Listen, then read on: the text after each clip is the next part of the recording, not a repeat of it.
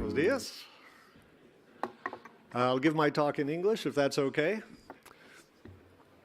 And can we get it queued up, please? All right, perfect, thank you. Well, first of all, I want to thank the organizers for giving me the chance to talk to you about the fairly interesting HS zone that is currently being mined at Marlin Gold's La Trinidad deposit. And as Jorge said, my name is Matthew Gray. I'm with Resource Geosciences, and we are providing technical support to Marlin Gold on their projects. And that's why I know just a little bit about the HS zone. I wasn't there for the discovery, but I'm going to tell you how it was found based on information straight from the source. I think it's a fairly interesting story. Everything I'm going to tell you, the numbers are factually true, and of course, I'm going to tell you my belief of the geology as I really feel it is, but this is the standard disclaimer.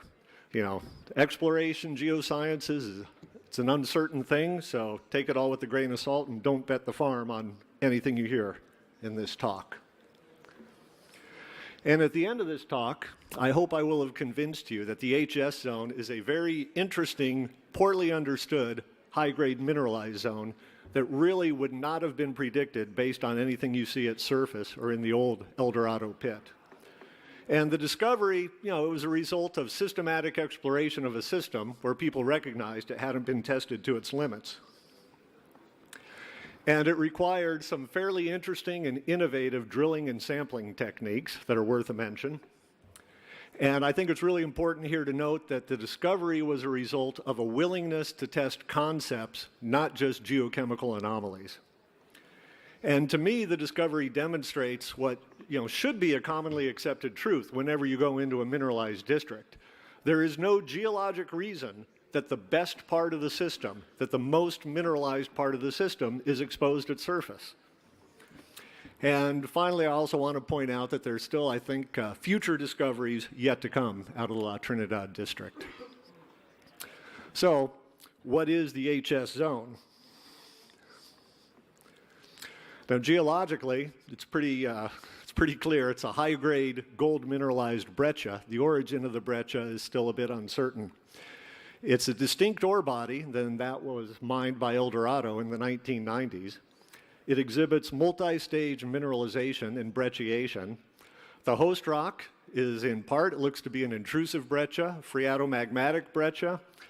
In places, it's even been hypothesized it could be a mineralized debris flow, but it's all been overprinted by a hydrothermal breccia. Economically, the answer is much more clear. The HS zone is what makes the modern La Trinidad mine, and that's because it has very high-grade gold. It has exceptional leach characteristics. Despite being very high grade, the gold leaches very rapidly with very high recoveries, so it's a cash cow for the mine. Now, just a quick summary of the exploration history of the project from modern times. The core claims in 1982 were acquired by Porfirio Tirado Beltran, a local gentleman who had some small-scale production going from the project. 1994 to 1988, John Larson may in fact have been there when Cobre de Hercules was drilling the property. They picked it up and did some drilling. And then in 1992, Almaden picked up the property and increased the land package. And the following year, they optioned the property to El Dorado Gold.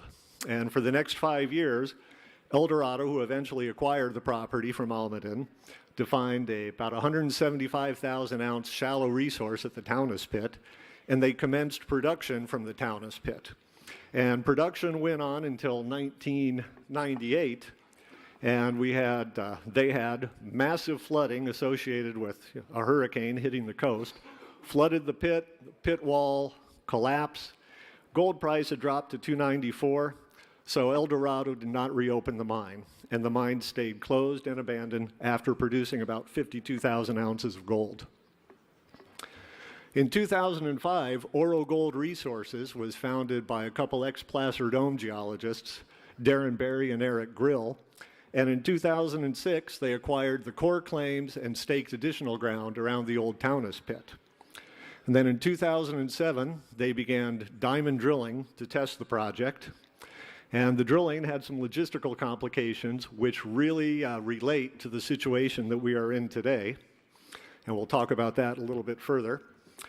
And then in 2008, Oro Gold conducted additional RC and diamond drilling, and they conducted some diamond drill twins of RC holes to help them better create a resource model. And what they found was that their diamond core twins were returning significantly higher grade than the RC holes. And in fact, this TRD-12 drilled in 2008 turned out to be the discovery hole of the HS zone. In 2009, diamond drilling continued to confirm that higher grade of the HS zone. And then in 2012, a new shareholder came in and took a major position in the company, Wexford Capital, renamed the company Marlin Gold. And in 2013, a PEA was completed, mine construction began, and the mine entered commercial production in 2014, almost at the end of the year. 2015 saw minor production as the mine was literally working its way through a lot of the marginal material to get to the HS zone. And in 2016, really in the last quarter, the mine started to get into the heart of the HS zone. And 2017 currently, they are mining the HS zone with some pretty spectacular results. In January of this year alone, monthly production, monthly gold sold out of the mine, 10,121 ounces just in the month of January. Now, Oro Gold recognized there was an opportunity at La Trinidad, first and foremost, because the gold price increase since the time of the El Dorado mine shutdown, meant a lot of the unmined material left in place could now possibly be economic. And they knew that that unmined material could be the nucleus of a new mine if they could find additional resources around it. And, it was clear that the entire system had not been tested, neither along strike or at depth. A lot of that was a function of gold price and metal prices at the time. So Oro Gold saw there was an opportunity at La Trinidad. And Oro Gold designed a drill program, an exploration program, to do a few things. To evaluate the unmined resource left behind by El Dorado, to look for extensions along strike and down dip of that deposit, and then also to follow the regional structural trend that controlled that deposit and see if they could find more resources. So their additional drilling was immediately around the old historical resource, and we're going to call that the El Dorado zone. And they also conducted some large step-outs along regional controlling structures that the Taunus pit was located along, and they tested down-dip projections along those structures. And as I mentioned earlier, the drilling was complicated because they were trying to drill targets that were underneath the old flooded pit. Now, the early results of their drilling in 2007 returned these kinds of results. 70 centimeters, not even 1 meter of 5 grams. 85 centimeters, less than 1 meter of about 3 grams. Now, here's a cross-section showing their interpretation at the time. All these drill holes are old historic drill holes from El Dorado. That was the area that El Dorado had mined, and you can see there was a trend to the mineralization that was open down dip. And so this 2007 hole was testing that trend, and then it was also taken deep enough to see what this deep hole by El Dorado represented that hit some grade down deep. They took it awfully deep, and this is where they got those deep high-grade intercepts, 70 centimeters of 5 grams, about 3 grams over 85 centimeters, less than a meter. And they thought perhaps they were targeting a high-grade feeder zone or some such of the El Dorado zone. Now, those drill intercepts are definitely not economic intercepts by any stretch of the imagination, but they demonstrated a geologic concept that, yeah, the system still was open at depth, there was still gold mineralization at depth, and those results alone were sufficient for Oro Gold to justify deeper drilling along the strike of the main mineralized structures. And in 2008, one of the RC holes testing the deeper portion along that structural zone returned 78 meters of 1.45 grams per ton gold. That was a pretty interesting intercept. They twinned it with a diamond core hole. That diamond core hole of the same intercept, of the same zone, returned 61 meters of 8.5 grams of gold. And that hole turned out to be the discovery hole of the HS zone. And here's a cross-section from the time showing what they thought they had. The old El Dorado zone, the pit, the downward continuation, their RC hole that had the long intercept of 1.5 grams, and their core hole that hit 61 meters of 8.5 grams. They thought they had found perhaps a configuration like this, some kind of a high-grade, high-angle zone that connected to the upper zone. But it turns out that's actually not the case. Further drilling and now actual mining has shown that the HS zone is actually a physically distinct ore body. In genesis, perhaps not distinct, but physically distinct from the El Dorado zone. This is a representation of grade distribution in the block model built off of both actual blast holes and the current exploration drill hole database. And this lowest color range is 100 ppb, and this red range is better than 3 grams gold. And you can see that this is the HS zone down deep, and it is distinct from this zone mined by El Dorado. Now, I mentioned there were some drilling challenges in discovering this zone. The first RC hole into it hit 70 meters of 1.5 grams. When it was twinned, it turned out to be 61 meters of almost 9 grams. Mining has shown that this high-grade intercept is the correct representation of the grade of the HS zone. So we have a very significant discrepancy between our results returned from the RC drilling and the diamond drilling. And that's probably because of the nature of the HS zone. It is an unconsolidated breccia for the most part. This is the best looking core I could photograph from some drilling that was done in 2015 in the pit following up on the HS zone. And you can see that this is the best core we could get, and it's still pretty ratty. What we have are very indurated siliceous fragments in a clay matrix, and many times the clay just washes away at the bit face, and you're left with these siliceous bits of rubble, just turn like marbles in front of the bit. You end up with very short runs and very poor recovery. And time again, drill hole twins have shown there that the RC drilling negatively biases the grade of the HS zone relative to the diamond drilling. And it could be that with all this loose unconsolidated material, the RC bit is blowing out or washing away fine material in advance of the drill bit. And so the core drilling did yield much higher grades, but the core drilling was very slow, very inexpensive, and it still yielded recoveries that people didn't really feel good about for resource modeling. So this is where the innovative drilling and sampling methods came in. Oro Gold decided to try the sonic drilling method. Sonic drilling was originally designed specifically to drill unconsolidated material. Gravels, colluvium, soils, unconsolidated material. The drilling method is a bit different. It doesn't rely so much on rotational force. It's a very high frequency vertical vibration that transfers the energy to the bit face without significantly rotating or moving the loose fragments that it's penetrating through. And the sonic core, it's not core in the sense you think of solid rock. It's this loose, unconsolidated material. And to keep it in place, this is a photo of core coming out of the tube. It's actually wrapped in a plastic bag. It's like a sausage in a casing. It's the plastic bag that holds this loose material together in its original position as it comes out of the core barrel.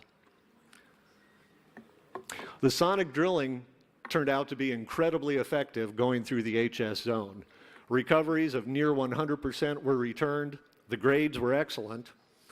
But this sample that you get from the sonic drilling is this plastic bag, this tubular plastic bag full of loose, unconsolidated material. So the question was, how do you get a representative half split of that material? Well, Frank Powell, the VP Exploration and project manager on site at the time, had a pretty cool idea. And you'll groan in about a second when you catch that. He decided the only way you could sample this material, it comes out moist, was to freeze it. He built a walk-in freezer on site. These tubes of unconsolidated material would be frozen. The core saw was set up inside the walk-in freezer, and the core techs are working all day in a hat, gloves, and a parka sawing core, and then La Trinidad is in a tropical part of Sinaloa. At the end of the shift, they're in shorts, a t-shirt, and a flip-flop going out for dinner. But that turned out to be the solution to the sampling, sawing frozen core. Now we're going to talk a little bit about geology. To clear something up, HS is not for high sulfidation. This is a intermediate, low sulfidation type deposit, not a high sulfidation deposit. So while they were drilling there, Frank Powell gets the assay results back, and he lets Darren know that, Darren, we just got our twin hole results back. 61.1 meters of 8.5 grams gold. To which Darren replies, holy shit, that's the best intercept I've ever seen. Hence, the HS zone. Okay, now geologically, I don't want to leave any time for questions because you'll ask me what it is and I don't have a good answer. I can give you a description of it, which I'm going to do. The HS zone is a mineralized breccia. It's variably cemented, but very poorly cemented, and it's not very well consolidated. It is generally a clast-supported breccia, and the clasts range from grit to boulder-sized. And the clasts include quartz and quartz-feldspar porphyry, intrusive porphyry of a similar composition. There are actually clasts of hydrothermal breccia within the breccia. It contains clasts of silicified and gossinous material, and it also contains fragments of banded and multi-stage epithermal quartz veins. And the matrix is a silicious, sometimes indurated gossinous material, and oftentimes it's just a porous, earthy black mix of oxides in a very, very friable configuration. This is a look at the HS breccia on the -26 bench in the pit. And what I want to point out, that is a boulder. That is a rounded boulder that's better than a ½ meter in diameter that is part of the mineralized breccia zone. This is on the 26 bench looking down, and what I want you to note is this dark earthy matrix to the breccia, this dark earthy friable oxide, which is typical of the high-grade portions of the HS zone breccia. And here is a slabbed hand sample of the breccia. And this is a rounded clast of silicified healed breccia that now itself is a clast within the breccia. This is a slabbed piece of the breccia, and it's showing that we have intrusive breccia clasts that form clast within the breccia. Quartz feldspar porphyry fragments in quartz feldspar porphyry matrix, if you will. That is a piece of intrusive breccia. That's a piece of intrusive breccia. Everything outlined in yellow are these fragments of intrusive breccia that was later brecciated and healed by this dark silicious matrix. And here's another look showing at least 4 stages of brecciation, fracturing, veining, and healing.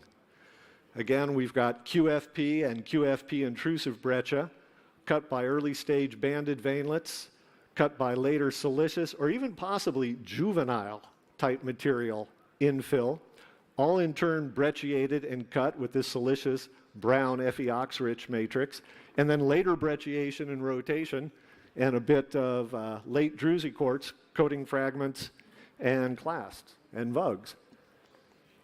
And in one hand sample alone, trust me, there's 8 different events of brecciation and healing. It's a very complicated multi-stage breccia. This is one of the gossinous portions. It's quartz veined, and trust me, that is a quartz vein.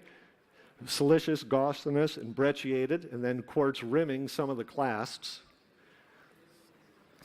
So in hand specimen, you can plainly see the complexity of the breccia, the multiple mineralizing events. In outcrop, it's a bit mysterious as well on what the exact control is.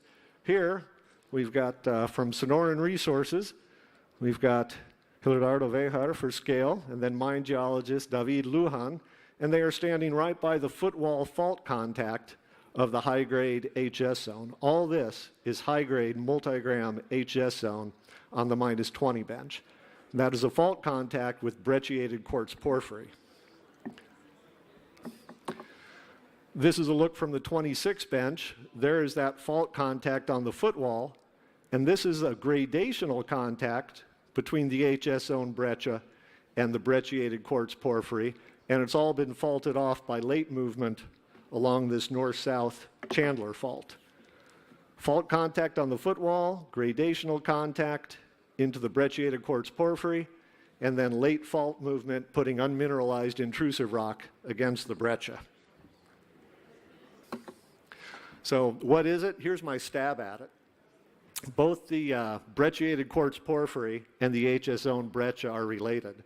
So, the BQP, the brecciated quartz porphyry, first formed as a true intrusive breccia related with magmatic activity. Then there was an early hydrothermal event, further brecciated just a bit. The BQP created a weak quartz vein stockwork with low-grade gold.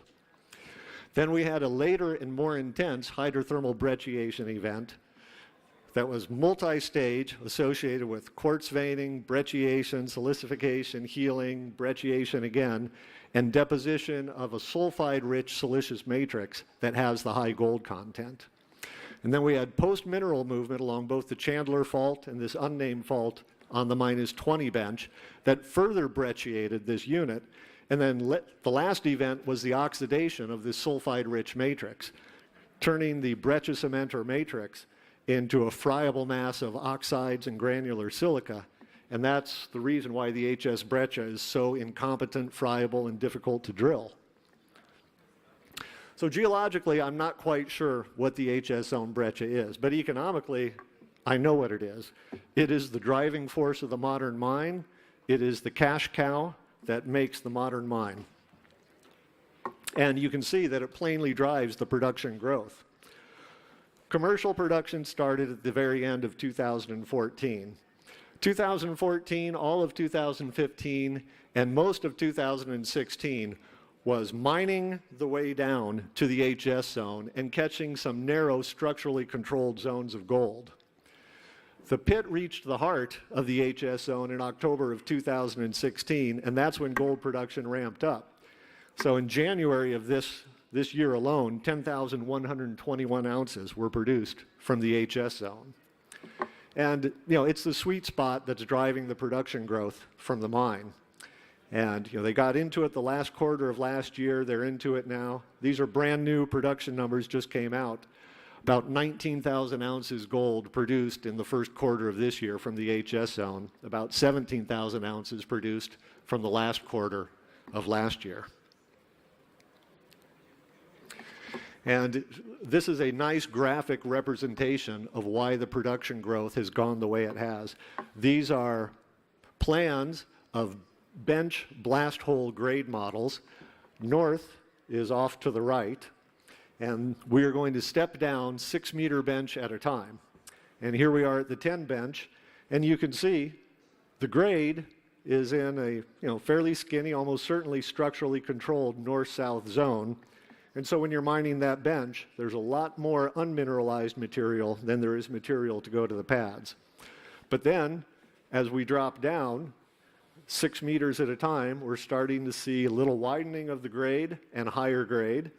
And now we're just starting to get into the HS zone, which is a gently dipping tabular zone, not a skinny high-angle vertical zone. By the time we get to the -8 bench, the color range here is anything red or purple is 3 or 10 grams or better. So they're mining 10 gram per ton material right in the bench. Drop down another 6 meters, another 6, and by the time we're at the -26 bench, we're just in a heart of this +3 gram with little zones of +10 gram material of the HS zone. That's why the gold production has suddenly skyrocketed at the mine. So that's how the HS zone was discovered. That's kind of what it is. And because this is the Discoveries Conference, I'm just going to speculate a little on future discoveries to be made at La Trinidad. Well, I want to come back to the fact that the drilling there was incredibly complicated when Oro Gold was doing their drilling. Their target area lies underneath this flooded pit.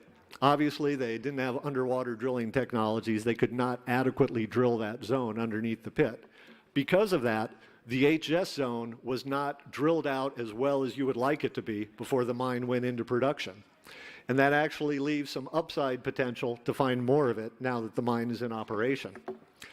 This is a blast hole grade model from the -38 bench, and you can see there's high-grade gold mineralization in the HS zone extending right out to the current pit wall.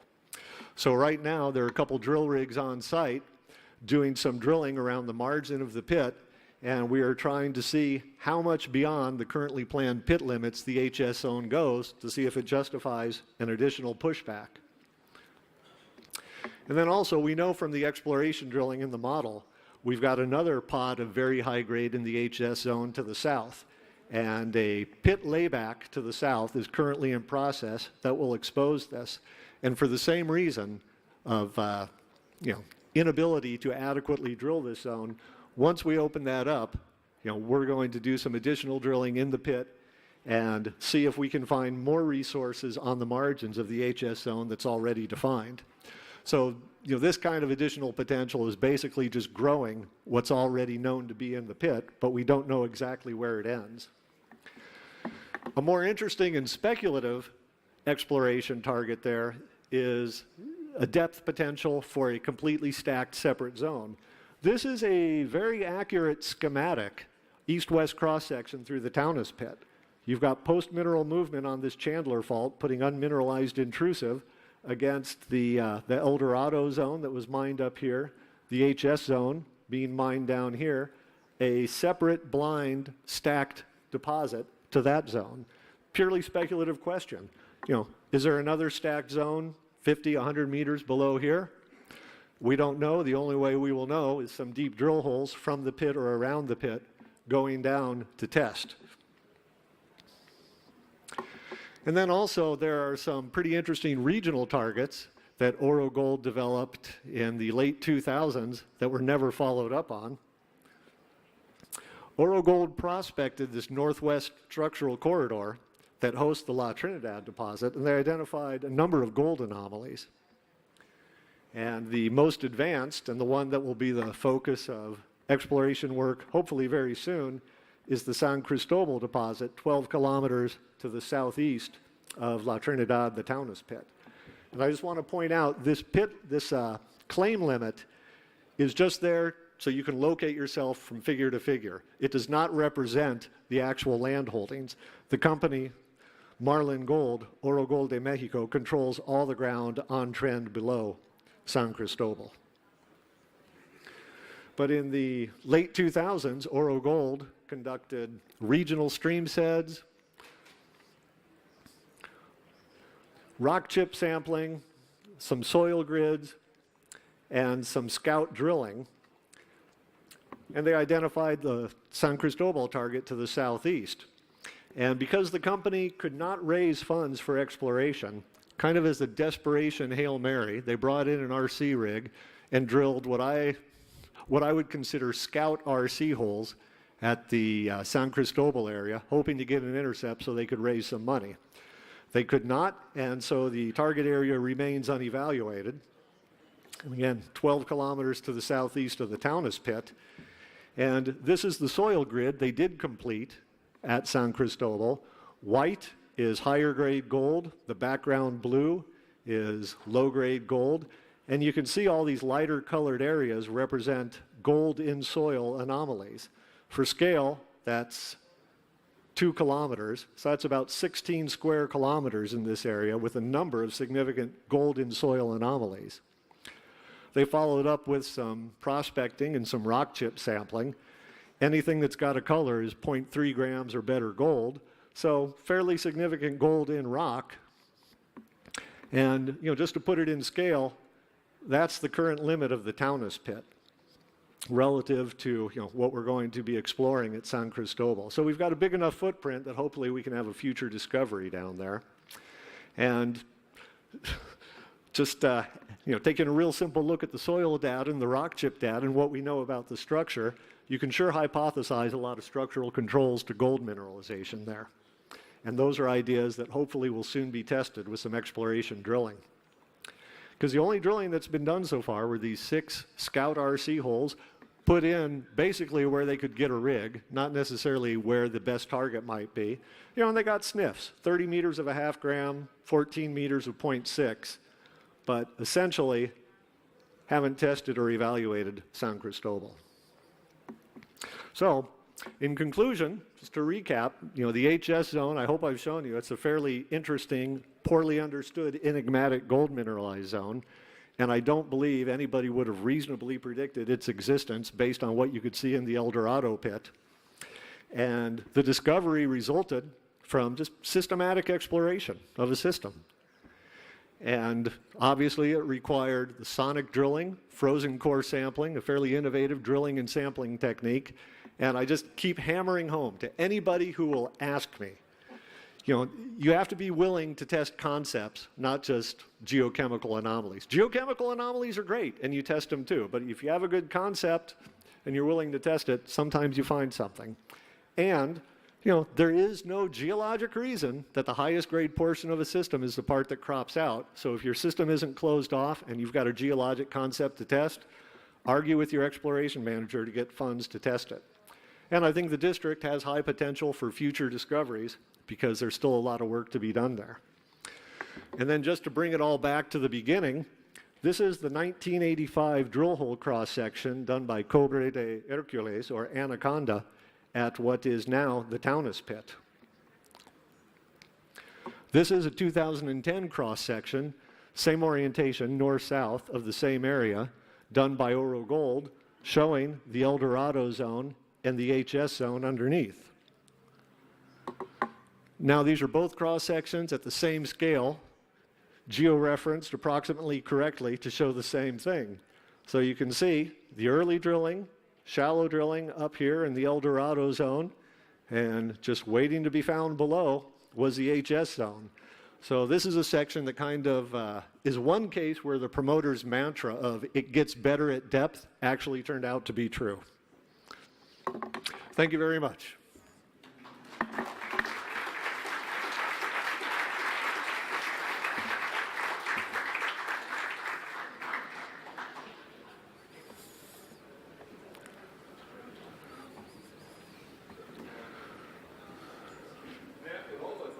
Troubles there.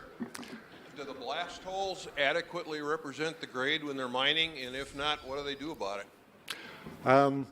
Jesse Munoz and Hildardo Vejar are here from Sonoran Resources, and they're right in front of you. And I should not speak for them, but I will tell you, and you guys tell me if I'm absolutely off base here. The blast holes are showing that in many cases the exploration model is underrepresenting the grade. There are zones, that 10-gram material on the 26 bench, that was not predicted by the grade model for the most part. So there are some positive surprises that come out of it. You mentioned a fault that cuts off the HS zone. What's the nature of that fault, and is there any displacement potential there? Well, that's something we're looking at right now. I don't think it's a coincidence that those mineralized zones, if you just look at it and kind of blur your eyes, it looks like they are splays off of that fault, but they're not. That fault is a bound. It's got unmineralized rock on the other side. It's probably an upthrown block, and it may have some lateral displacement. But, the once a structure, always a structure idea probably applies. That north-south fault, the Chandler fault, may originally have been a controlling structure. Later movement along it now has left us with unmineralized rock against the high grade. And that fault is being prospected as it deflects and goes to the southeast, south of the pit. Matt, have you been able to extend the mineralization into the Colinas zone to the south, or how much exploration have you done there? There is a drill program scheduled to try to follow from the Taunus pit to Colinas. Yeah. So the answer is not yet, but that's certainly something we were hoping to do. Thanks. Yeah, just a Quick question about the discrepancy in the core versus RC. That's blowing my brains right now. Have you been able to go to those toothpaste cores and look at them mineralogically or size analysis wise or any way that would give you comfort that there's that much gold in a fine fraction that could be washed from the bit head in the RC? Is there a... I love your question because that is one of the first things that, I thought of too. And, to that end, the screen metallic fire assays were done, and there really isn't much coarse gold there. And there are zones, the blast holes are returning, half ounce, 3/4 ounce material. And in my experience there, I've never seen visible gold. Metallic screen fire assays don't show any. I can't give you a great explanation of why that discrepancy is between the RC and the core or the sonic, but it's been shown time and time again that where you get, especially with the sonic, the near 100% recovery, the grade is definitely much improved. And, my guess is, there is gold in the fines and it's being blown away in advance of the RC bit, but I don't have data to tell you that's definitely the reason. Are they drilling wet in the RC? Well, no RC drilling has been done there probably since 2009. And then the RC drilling that was done strictly as exploration. And then it was done with the understanding, if you get a hit, you've got to come in and twin it with core or with sonic. And now the current drilling is core, going triple tube and large diameter PQ core, you can get acceptable recoveries. All right, thank you very much.